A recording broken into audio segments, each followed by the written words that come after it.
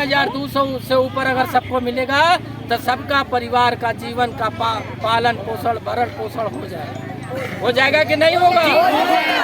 गरीब लोग अपने हक की लड़ाई लड़ रहे हैं। अगर इनको सम्मानजनक स्थिति में इनको एक सम्मानजनक वेतन देंगे आप, तब देश की स्थिति मजबूत होगी। ये अपने बच्चों को पढ़ा पाएंगी। अब क्या मांगे आपकी? हमारी मांग है कि हम लोग को जीने लायक का वेतन चाहिए। अच्छा, क्या नाम है आपका? चंपा देवी। अच्छा, पेंशन भी चाहिए। अच्छा, पेंशन सरकार का पैसे का है? ये रिटायर होने के बाद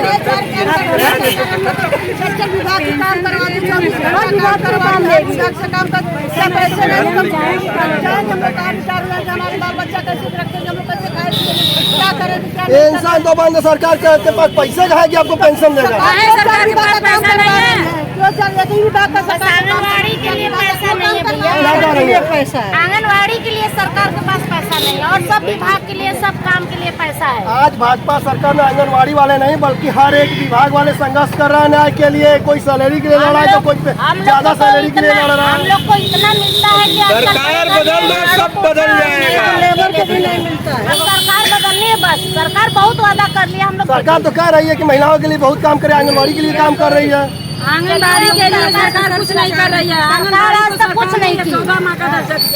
लेकिन उसका परिवार नहीं है यशोदा माँ को, उसको जीने लायक पैसा नहीं मिलना चाहिए। 5,000 रुपए में क्या होगा? आंगनबाड़ी में जीना पड़ता है। 3,000 में क्या होगा आज के जमाने में? तो क्या जब आप इसी तरह रहेंगी, आएंगी जाएंगी, आप लोग को न्याय तो मिलने वाला है नहीं? क्योंकि आपका मानदेय भी करेगा सरकार। नहीं, आप जैसे लोग इसी तरह बात करते रहेंगे तो हमको हम लोग को न्याय अरे हम लोग क्या करें? हम लोग तो आपकी बात पहुँचाने का काम कर रहे हैं के माध्यम से हम लोग की बात पहुँचाई जाएगी सरकार के पास ना जी।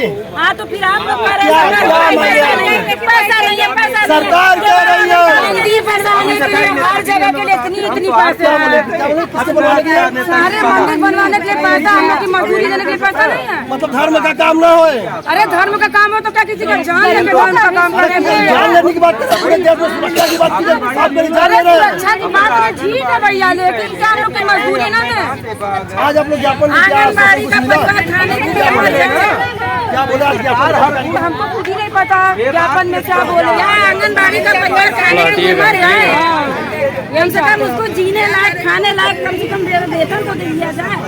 हर काम में आंगनबाड़ी को लगा दिया जाता है। चुनाव का काम हो, पोलियो का काम हो, आंगनबाड़ी का काम हो, खाने का काम हो, बच्चों को छोटे कौन मर गया, कौन जी गया, कौन जा गया, कौन सो गया, कौन खाया, कौन नहीं खाया, कहाँ कौन गया, कौन आ रहा है, और मतलब ये से कि जेठ तक सब कुछ जानकारी देते रहिए चढ़ते रहिए। पैसे की मांग मत काम करते रहिए। आप लोग की सैलरी बढ़ाए और क्या हम लोग क्या मजदूरी तो कम से कम किया जाए। जो काम करते हैं उसका ना काम हम आज लोग मजदूर भी आज के डेट में मजदूर भी 400-500 रुपए कमाता और है। क्या हम लोग की क्या है एक दिन की मजदूरी। तो आपके पास तो सिर्फ वोट की ताकत है। 2024 में किस तरह से वोट देंगे आप? हम लोग वोट देंगे ही देंगे। क्या सरकार बदल देंगी? बदलना पड़ेगा। अगर हम लोग चाह देंगे तो सरकार बदल जाएगी। अच्छा बदल सरकार बदल जाएगी। हम लोग बीएलओ भी है, घर घर जाके जितने हम लोग वोट हमारे आपका नहीं किसी के बाप का, वोट हमारे आपका नहीं किसी के बाप का, सरकार हमारे आपका नहीं किसी के बाप का, सरकार हमारे आपका नहीं किसी के बाप का, वोट हमारे आपका नहीं किसी के बाप का, वोट हमारे आपका नहीं किसी के बाप का। यहाँ पे आने से ज्ञापन देने से सरकार तक बात पहुँची? सरकार आपका जरूर पहुँचेगी। लेगी आपके पक्ष में? क्या नहीं लेगी सरकार? निर्णय क्या करेंगे अगर नहीं लेगा तो? नहीं लेगी, हम लोग इसी तरह लड़ाई लड़ते रहेंगे। इसी तरह लड़ाई लड़ते रहेंगे। 2024 का जो निर्णय आएगा सरकार के सामने आ जाएगा। अगर सरकार इसमें नहीं आप अभी डिसाइड नहीं करेंगे तो निर्णय कैसे बदलेंगे? नहीं तो अभी डिसाइड कर लिए हम लोग। डिसाइड कर लिया।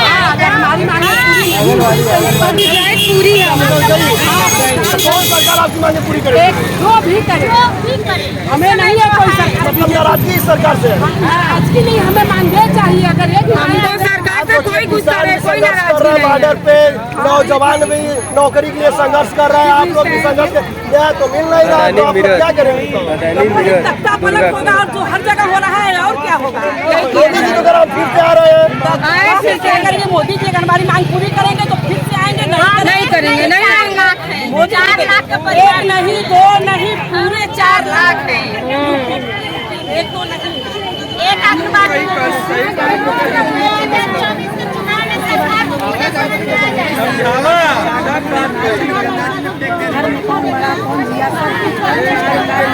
कर्मचारी उसके लिए पैसा नहीं है। सरकार पुरानी पेंशन योजना लागू नहीं करेगी, पैसा नहीं है। 8वां वेतनमान लागू नहीं करेगी, पैसा नहीं है। लेकिन मंत्रियों के ऐश के लिए है। सरकार तो कह रही है कि ओपीएस बंद करेगी तो एनपीएस लागू करेगी, तभी ना देश का विकास होगा। आखिर का पैसा कहाँ से आएगा? देश का विकास इन गरीब महिलाओं के विकास से देश का विकास होगा। देश का विकास अडानी अंबानी के विकास से नहीं होगा। ये जो गरीब लोग अपने हक की लड़ाई लड़ रहे हैं, अगर इनको सम्मानजनक स्थिति में इनको एक सम्मानजनक वेतन देंगे आप, तब देश की स्थिति मजबूत होगी। ये अपने बच्चों को पढ़ा पाएंगी, अपने बच्चों का अच्छा भरण पोषण कर पाएंगी, वो पढ़ लिख के बड़ा होगा, देश तब समृद्ध होगा और सम्मानजनक स्थिति में रहेगा। भाजपा सरकार में आप कर रहे अडानी अंबानी का विकास होगा, यहाँ एक एक व्यक्ति का विकास हो रहा। 80 करोड़ लोगों को राशन बांटी जा रही है, 15 करोड़ सोच लो बच्चे, जिस समय कोरोना में सबकी स्थिति खराब हुई, अडानी अंबानी और रामदेव का बहुत विकास हो गया। वो 4 गुना 5 गुना संपत्ति हो गई। और गरीब आदमी की क्या स्थिति हो गई? इनकी स्थिति ये हो गई कि 5 किलो राशन ये लाइन में लग के लेंगे। पीछे तक आवाज पहुंच रहा है जी? पीछे वाले बोले जरा, आवाज पहुंच रहा है? पता है आज क्यों आई थी यहाँ आप लोग? पीछे वाले बताइए क्यों आई थी यहाँ? इतना बताते हैं उसके बाद भी मांग करने आए थे। सरकार मुझे पीएलआई देती है 1500 रुपया पोषण टैकर पर काम करने पर।